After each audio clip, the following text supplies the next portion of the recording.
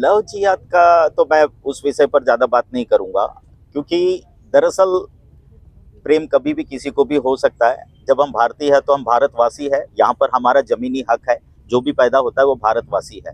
तो हम इस देश के नागरिक है, यहाँ पर जातिवाद नहीं होना चाहिए, इंसानियत के तौर पर सबका भाईचारा और एक जैसा प्रेम होना चाहिए।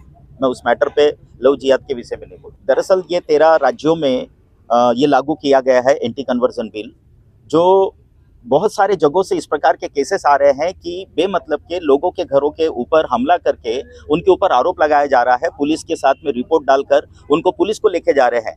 मेरा कहने का मतलब ये आ रहा है कि क्या पुलिस को जहां कई बुराइयां होती है तो उसकी रिपोर्ट तो पहले से ही चले जाती है, तो फिर इन लोगों को ले जाकर उनके घरों में जाकर पुलिस के सामने ही मारपीट करने की क्यों जरूरत पड़ती है?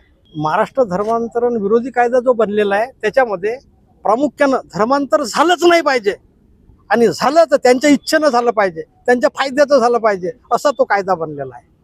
जर एखादा समूह आपल्या इच्छेनं जर धर्मांतर करत असेल तर त्याला उचलून टाकण्याचं षडयंत्र आहे। त्याच्यानंतर मग त्याचं आर्थिक स्वातंत्र्य, सामाजिक स्वातंत्र्य सर्व हिसकवण्याचा प्रयत्न आहे। परंतु बाबासाहेबांनी ज्यांना शिकवलं सवरलं, त्याचे शेणाच्या हात पेनाले लागले, ते लोक सध्या भारतातले झोपलेले आहेत। तळागाळातल्या लोकांनीच हे आंदोलन उभं केलेलं आहे आणि या संविधान रक्षक मोर्चाचा मी अध्यक्ष या नात्यानं हे मी सुरू केलेलं आहे। माझ्यासोबत संपूर्ण माझा पक्ष आहे आणि हे आंदोलन भूमी किसान जनता पार्टीच्या अधिकृत होत आहे, जी एक राजनीतिक पार्टी आहे।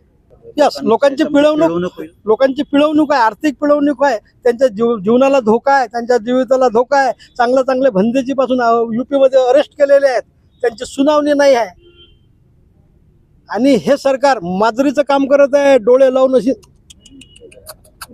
पण आम्ही बघत आहे तिला आणि बघत आहोत म्हणूनच आम्ही इथं आलेलो आहोत की आता आम्हाला दिसत आहे तू पीत आहेस, म्हणजे ताकही पेली, दूधही पेली, आता काहीच नाही राहिलं, आता माणसाला पीत आहेस, म्हणून आता हे आमचं आंदोलन आहे।